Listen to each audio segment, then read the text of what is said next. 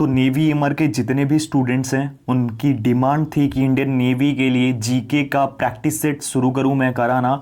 तो आज से मैंने स्टार्ट कर दिया है। देखो, अगर आप इंडियन नेवी एमआर की तैयारी कर रहे हो तो आपको बता दूं कि इसी महीने कभी भी उसके लिए नोटिफिकेशन रिलीज हो जाएगा। और जी हाँ, जैसे पहले एग्जामिनेशन होता था, कि ऑनलाइन एग्जामिनेशन वैसे ही कंडक्ट कराया जाएगा। अब आपके ऊपर पूरी जिम्मेदारी है कि आप तैयारी करोगे या फिर नहीं करोगे। आज पहला प्रैक्टिस सेट डिस्कस करेंगे। टोटल 25 क्वेश्चंस होंगे और जिसमें से कि एटलीस्ट आप ट्राई करना कि 15 गेन कर सको, 15 मार्क्स ला सको। देखो, आपका जो भी स्कोर होता है ना, जितना भी स्कोर होता है 25 में से, वो स्कोर वीडियो को लास्ट तक देखने के बाद अपना स्कोर कमेंट सेक्शन में कमेंट करके जरूर बताना। और ये भी बताना कि आप कहां से हो, ये जरूर करना आप वीडियो को देखने के बाद। साथ ही साथ एक लाइक कर देना, ताकि थोड़ी साथ अगर आपने टेलीग्राम पर नहीं ज्वाइन किया है तो जरूर कर देना, लाइक कर देना। लाइक करने से क्या होता है, मोटिवेशन आती है। तो लाइक जरूर करना, शेयर करना अपने दोस्तों के साथ। शुरू करते हैं। फर्स्ट क्वेश्चन आपकी स्क्रीन पर, किस नदी पर नरनारायण सेतु का निर्माण किया गया है?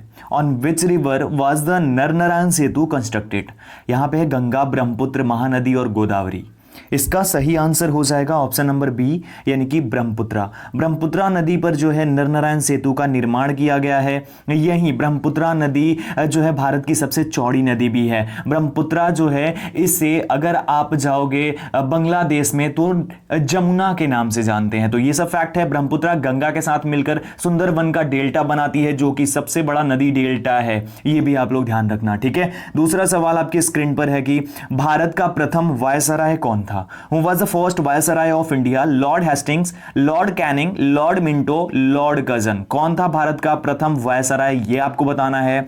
और इसका सही आंसर हो जाएगा ऑप्शन नंबर बी, यानी कि Lord Canning. Lord Canning was the first viceroy of India. Bharat का पहला वायसराय लॉर्ड कैनिंग था, ठीक है।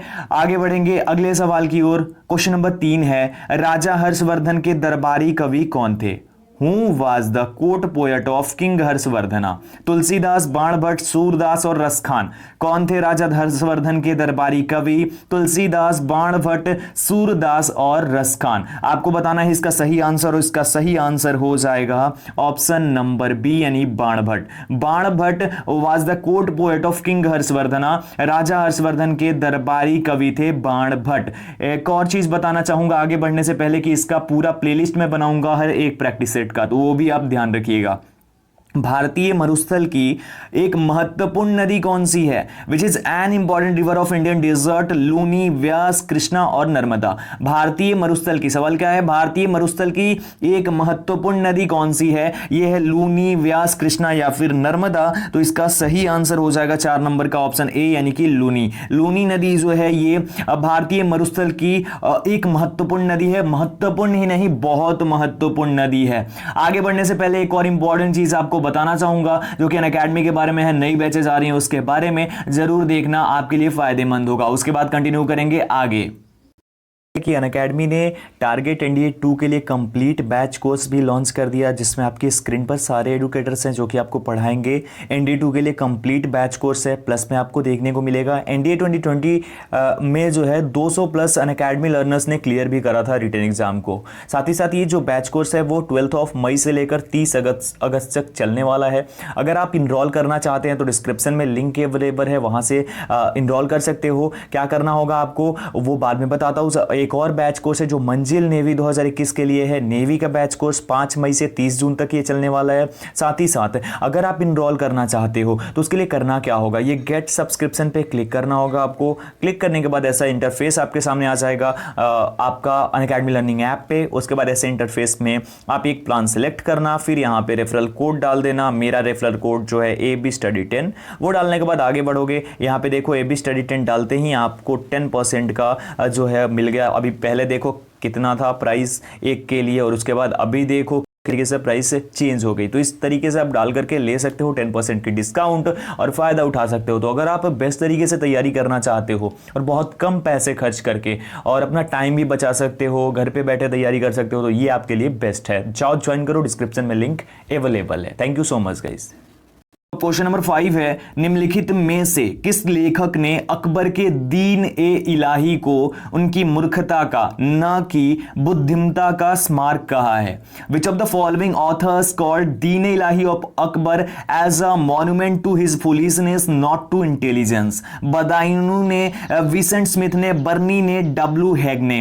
किसने ये बोला था कि अकबर ने जो धर्म बनाया था एक दीन ए इलाही, वो उनकी मूर्खता का ना कि बुद्धिमता का यानी कि चालाकी का परिचय है या फिर स्मारक है? बदायूं, विसेंट स्मिथ, बर्नी और डब्ल्यू हेग। इसका सही जवाब होगा ऑप्शन बी यानी कि विसेंट स्मिथ। ये एक ऑथर था, लेखक था, जिसने बोला था कि अकबर ने जो दीन ए इलाही बनाया वो अकबर की मूर्खता थी ना कि बुद्धिमता थी। और ये जो है दीन ए इलाही 1584 में अस्तित्व में आया था और पहली बार जो है बिरबल ने इसे अडॉप्ट करा था यानी इसे ग्रहण करा था और आखिरी भी यही था यानी कि बिरबल। ठीक है, याद रख लेना, विसेंट स्मिथ के द्वारा यह बोला गया था।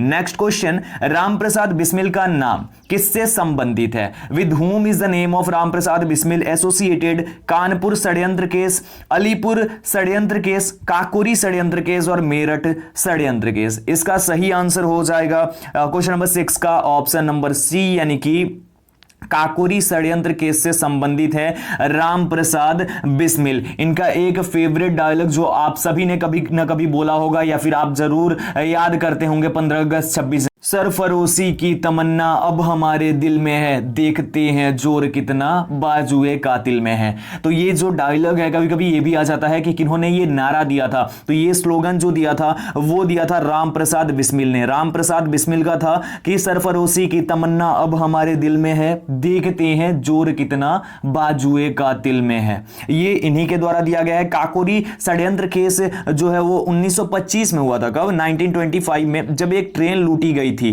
काकोरी जो कि लखनऊ के निकट है, वहीं पे एक ट्रेन लूटी गई थी। इसमें राम प्रसाद बिस्मिल, चंद्रशेखर आजाद, शहीद भगत सिंह जी, साथ में सभी लोग ऐसे क्रांतिकारी लोग थे और इन्होंने मिलकर ट्रेन को लूटा था। ओके, अगला सवाल आपकी स्क्रीन पर, रोवर्स कप निम्नलिखित में से किस खेल से संबंधित है? Rovers cup is related to which of the following sports? Football, hockey, golf और बास्केटबॉल? रोवर्स कप किससे संबंधित है भाई? 7 नंबर का सही आंसर हो जाएगा ऑप्शन नंबर ए यानी कि फुटबॉल। रोवर्स कप जो है ये फुटबॉल से संबंधित है। Rovers cup is related to football, that is the correct answer. अगला सवाल आपकी स्क्रीन पर है कि शॉर्ट विले एथलेटिक्स में निम्नलिखित में से किसने स्वर्ण पदक जीता है? शॉर्ट विले एथलेटिक्स जो है उसमें किसने स्वर्ण पदक जीता है? यानी भाला फेंक जो होता है ना, who among the following has one a gold medal in भाला फेंक या फिर शॉर्ट विले एथलेटिक्स? राजेश बिंद, विंदर सिंह कांग, नीरज चोपड़ा और काशीनाथ नायक? इनमें से किसने जीता है ये आपको बताना है। तो सही आंसर इसके लिए हो जाएगा ऑप्शन नंबर सी। होप कर रहा हूं कि आप खुद से आंसर सोच रहे होंगे, उसके बाद ही मेरा आंसर सुन रहे होंगे। नेक्स्ट क्वेश्चन आपकी स्क्रीन पर, क्षेत्रफल की दृष्टि से भारत का सबसे बड़ा राज्य कौन सा है? Which is the largest state of India in terms of area? Maharashtra, Madhya Pradesh, Rajasthan और तमिलनाडु? भारत का सबसे बड़ा राज्य क्षेत्रफल की दृष्टिकोण से सही आंसर हो जाएगा इसके लिए ऑप्शन नंबर सी यानी कि राजस्थान। राजस्थान जो है ना ये भारत का सबसे बड़ा राज्य है क्षेत्रफल के दृष्टिकोण से। राजस्थान की राजधानी जयपुर है जिसे पिंक सिटी ऑफ इंडिया बोलते हैं। यहाँ पे पुष्कर मेला, हाथी मेला, गधों का सबसे बड़ा मेला, ये सभी लगाया जाता है राजस्थान में ही। ठीक है, राजस्थान में ही थार का जो रेगिस्तान है वो यहीं पे मौजूद है और ये सबसे बड़ा राज्य है क्षेत्रफल के दृष्टिकोण से। मध्य प्रदेश दूसरे नंबर पर आता है। मध्य प्रदेश को तो सोया प्रदेश भी बोला जाता है क्योंकि यहाँ पे सोयाबीन बहुत ज्यादा होता है, साथ ही साथ यहाँ पे दाल बहुत ज्यादा उत्पन्न होता है, यानी यहां पे उत्पादित किया जाता है, दाल बहुत ज्यादा प्रोड्यूस होता है। महाराष्ट्र को तो आप जानते ही हो, महाराष्ट्र में मुंबई जो महाराष्ट्र की राजधानी है वो हमारी इकोनॉमिक कैपिटल बोली जाती है, यानी कि आर्थिक राजधानी के नाम से जानी जाती है। यहाँ पे गेटवे ऑफ इंडिया है, यहाँ पे बुद्धिस्ट लोगों की संख्या सबसे ज्यादा है क्योंकि जो बौद्ध धर्म से संबंध रखते हैं उनकी जनसंख्या सबसे अधिक है। और इस तरीके से तमिलनाडु के बारे में एक नया फैक्ट है जो कि जान लो, तमिलनाडु के नए मुख्यमंत्री अब होंगे एम.के. स्टालिन। एम.के. स्टालिन नया मुख्यमंत्री तमिलनाडु के। ये सारे फैक्ट्स याद रख लेना आप लोग, इंपॉर्टेंट है। राजस्थान के अशोक गहलोत मुख्यमंत्री हैं, मध्य प्रदेश के शिवराज सिंह चौहान और महाराष्ट्र के Uddhav Thackeray.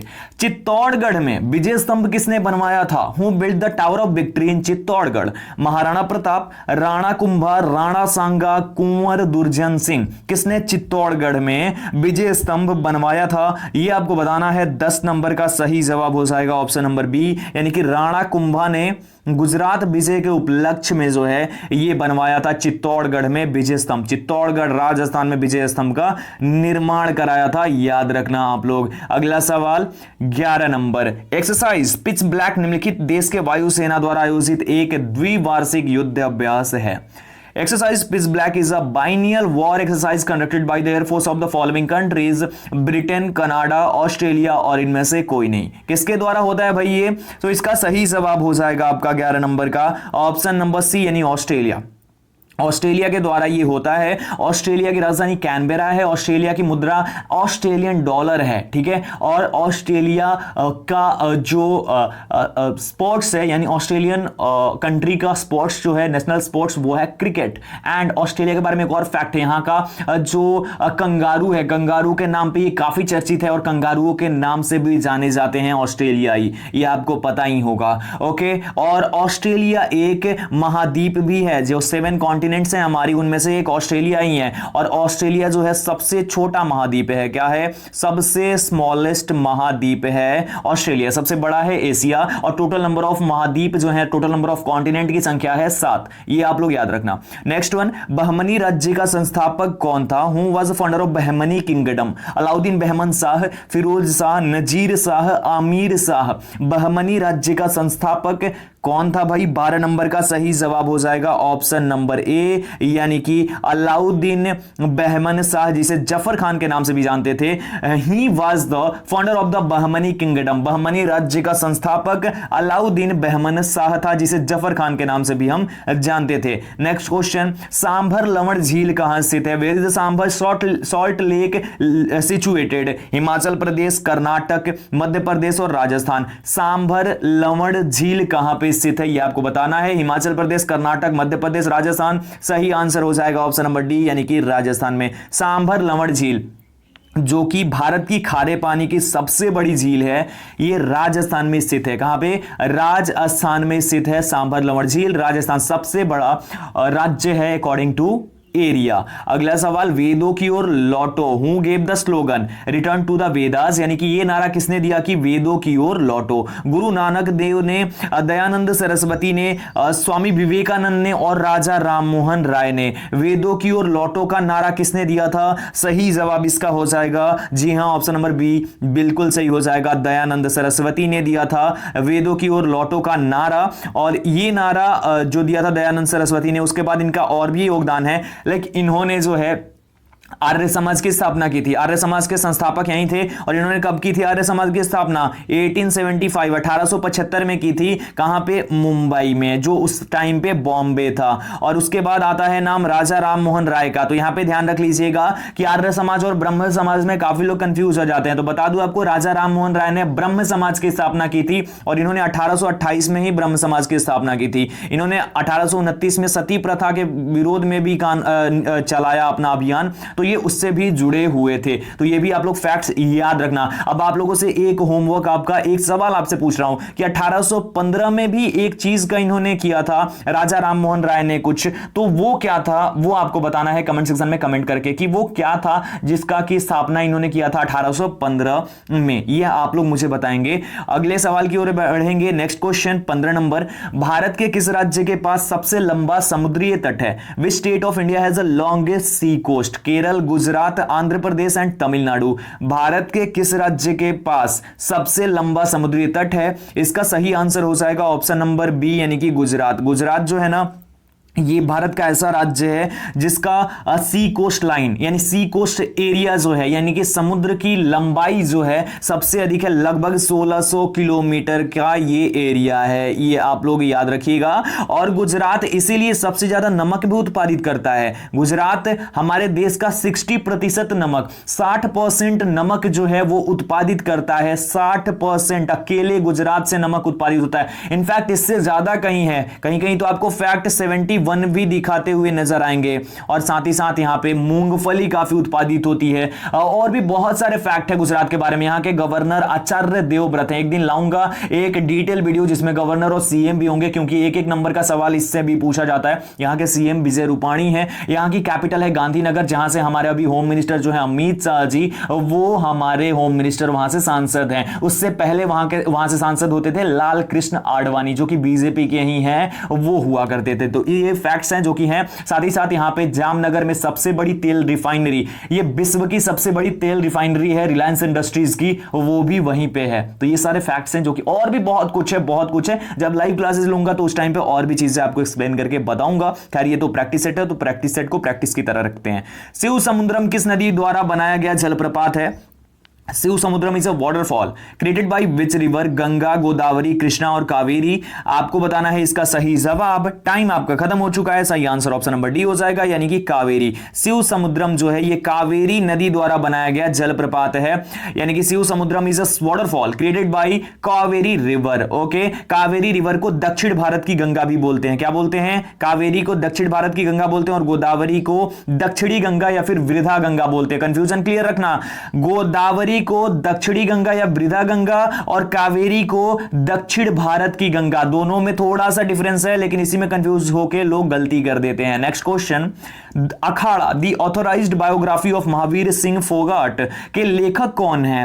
Who is the author of Akhara the authorised biography of Mahavir Singh Phogat? Ravi Thapa, Saurabh Duggal, Salman Rushdie और टाना फ्रेंच। क्या हो जाएगा इसका सही आंसर? ऑप्शन नंबर हो जाएगा इसका बी, यानी कि जो सौरभ दुग्गल है ना, सौरभ दुग्गल, इन्होंने ही इसकी रचना की है। ये किसके ऊपर है भाई? आपने दंगल मूवी देखी है? दंगल में जो महावीर सिंह फोगाट थे ना, गीता फोगाट, बबीता फोगाट, जो कि रेसलर थी, यानी कि जो कुश्ती लड़ती थी और जिन्होंने भारत का नाम इतना रोशन किया, उन्हीं के फादर का नाम है महावीर सिंह फोगाट, जिनका रोल किया था आमिर खान ने। तो उन्हीं के ऊपर ये पूरी उनकी जीवनी लिखी थी। किसने? सौरभ दुग्गल जी ने, सौरभ दुग्गल ने लिखी थी, जिसका नाम दिया गया था Akhada the authorised biography of Mahavir Singh Phogat. BOD का संक्षिप्त रूप क्या है? What is the an incompressible form of? ये तो होता नहीं है, क्योंकि ये इंग्लिश में कुछ भी टाइप हो जाता है, लेकिन यहां पे आपको बता दूं, सीधा सा बात है कि इसका फुल फॉर्म क्या होता है बीओडी का? Biochemical oxygen deficit, biochemical oxygen difference, biochemical oxygen demand, biochemical oxygen distribution. आपको बता दूं फुल फॉर्म का एक क्वेश्चन जरूर होता है नेवी के एग्जाम में, तो इसलिए सही आंसर इसका हो जाएगा अपना 18 नंबर का ऑप्शन नंबर सी, यानी कि biochemical oxygen demand is the full form of BOD, biochemical oxygen demand. Next question, Swaraj मेरा जन्मसिद्ध अधिकार है और मैं इसे लेकर रहूंगा, नारा किसने दिया था? Who gave the slogan swaraj is my birth right and I will keep it?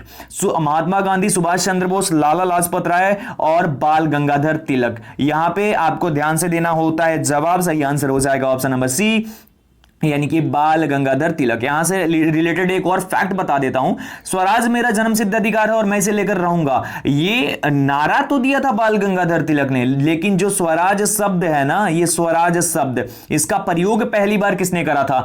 बहुत सारे लोग कंफ्यूज होकर कमेंट कर ये बता देते हैं कि बाल गंगाधर तिलक ने, ठीक है, लेकिन बहुत लोगों को नहीं पता होता है। आपको पता था या फिर नहीं था, ये जरूर बताना, और सच सच बताना कमेंट सेक्शन में। तो आपको बता दूं कि बाल गंगाधर तिलक जो है ना, इन्होंने ये नारा दिया था, लेकिन जो एक्चुअल स्वराज शब्द का निर्माण या फिर ये बोले कि शुरुआत जिसने की थी, उनका नाम था स्वामी दयानंद सरस्वती। जी हां, जिनके बारे में मैंने बताया कि उन्होंने आर्य समाज की स्थापना की, उन्होंने ही ये सबसे पहले बोला था स्वराज। ओके, ये वर्ड स्वराज उन्हीं के द्वारा आया था। ओके, चलो भाई अगला सवाल, पुलित्जर पुरस्कार किस क्षेत्र में असाधारण कार्य करने के लिए दिया जाता है? Pulitzer award is given for exceptional work in which field? पर्यावरण अध्ययन, विज्ञान एवं प्रौद्योगिकी, साहित्य एवं पत्रकारिता, अंतरराष्ट्रीय समझ। किसके लिए दिया जाता है? ये 20 नंबर का सही जवाब हो जाएगा ऑप्शन नंबर सी, यानी कि साहित्य एवं पत्रकारिता, लिटरेचर एंड जर्नलिज्म के क्षेत्र में दिया जाता है पुलित्जर पुरस्कार। Pulitzer award is given for exceptional work in literature and journalism. ये 1917 से शुरू हुआ है, 1917 से। ध्यान रखना, इस चीज को याद करके रखना। अगला सवाल, भारत में ऊर्जा का मुख्य स्रोत क्या है? What is the main source of energy in India? आणविक, तापीय, जल विद्युत और सौर। क्या हो जाएगा 21st का सही आंसर? ऑप्शन नंबर हो जाएगा बी यानी कि तापीय। थर्मल एनर्जी जो है ना, ये हमारा मेन सोर्स है ऊर्जा का, यानी thermal energy is the main source of energy in India. Next question, प्राचीन भारत में योद्धे कौन थे? Who were the yoddhas in ancient India? बौद्ध मत का एक पंथ, जैन मत का एक पंथ, एक गणतांत्रिक जनजाति और चोलों के सामंत। 22 नंबर का सही आंसर हो जाएगा ऑप्शन नंबर सी यानी कि एक गणतांत्रिक जनजाति और रिपब्लिकन ट्राइब जिसे हम बोलते हैं। सही आंसर ऑप्शन सी हो जाएगा। नेक्स्ट क्वेश्चन, रुक्मणी देवी अरुंधेल नृत्य के किस रूप में एक प्रतिष्ठित नृतक और कोरियोग्राफर थी? Rukmini Devi Arundale was an eminent dancer and choreographer in which form of dance? Opera, Lavani, Bharatanatyam और डांडिया। इसका सही आंसर हो जाएगा 23 नंबर का ऑप्शन नंबर सी यानी कि भरतनाट्यम। भरतनाट्यम के क्षेत्र में रुक्मणी देवी अरुंधेल जो है ये एक प्रतिष्ठित नृतक और कोरियोग्राफर थी। भरतनाट्यम जो है ये तमिलनाडु का है, डांस है, फोक डांस है, ध्यान रखना इस चीज को। इकेबाना एक जापानी कला है, वो निम्न में से किससे संबंधित है ये पूछा गया। Ikebana is a Japanese art to which of the following is it related? कागज को मोड़ने, फूलों को सजाने, पेड़ों की कटाई, रेत पर चित्रकारी। इकेबाना एक जापानी कला किससे संबंधित है भाई? इसका सही आंसर हो जाएगा 24 नंबर क्वेश्चन का ऑप्शन नंबर बी यानी कि फूलों के सजाने से। इकेबाना ये फूलों के सजाने से संबंधित एक जापानी कला है। Ikebana is a Japanese art to decorate flowers, that is the correct answer. और आज का आखिरी सवाल, पोर्ट ब्लेयर किसकी राजधानी है? Port Blair is the capital of Andaman and Nicobar द्वीप, आंध्र प्रदेश, बिहार और पश्चिम बंगाल। सही आंसर इसके लिए हो जाएगा ऑप्शन नंबर ए यानी कि अंडमान एंड निकोबार आइलैंड की राजधानी है Port Blair. Port Blair is the capital of Andaman and Nicobar islands. Andhra Pradesh के बारे में फैक्ट ये है कि जब हमारे देशों का भाषा के आधार पर फिर से बनाया गया, हमारे राज्यों को भाषा के आधार पर जब किया गया निर्माण, तो वहां पे आंध्र प्रदेश को सबसे पहले किया गया था 1956 में। ध्यान रखिएगा इस चीज को। इस फैक्ट के साथ ही खत्म करेंगे। कमेंट सेक्शन में कमेंट करके अपना स्कोर बताना, लाइक शेयर एंड सब्सक्राइब जरूर कर देना चैनल को। टेलीग्राम पर अभी तक ज्वाइन नहीं किया, डिस्क्रिप्शन में लिंक है, ज्वाइन करो। और अगर आप अनअकैडमी पे क्लास देखना चाहते हो, डिस्क्रिप्शन में मेरी प्रोफाइल का लिंक है, ज्वाइन करो। लाइव क्लास आपको देखने को मिलेगी दिन में 3 बार, तो आप जाकर ज्वाइन कर सकते हो वहां पे। और जब देखोगे पहली बार आप लाइव क्लास को, तो एक कोड पूछा जाएगा, वो कोड है AB Study 10, डिस्क्रिप्शन में अवेलेबल है, चेक करो और जाकर ज्वाइन करो। अभी के लिए इतना ही, मिलता हूं एक और वीडियो के साथ। तब तक अपना ख्याल रखिए, अपनी फैमिली का ख्याल रखिए, घर पे रहिए, सुरक्षित रहिए और साथ ही साथ जरूर बताना कि और क्या क्या इंप्रूव करना चाहिए। आपको कैसी लगी ये वीडियो, ताकि मुझे भी थोड़ा मोटिवेशन मिल सके, है कि नहीं। इस वीडियो में इतना ही, मिलता हूं एक और वीडियो के साथ। Thank you so much guys, take care.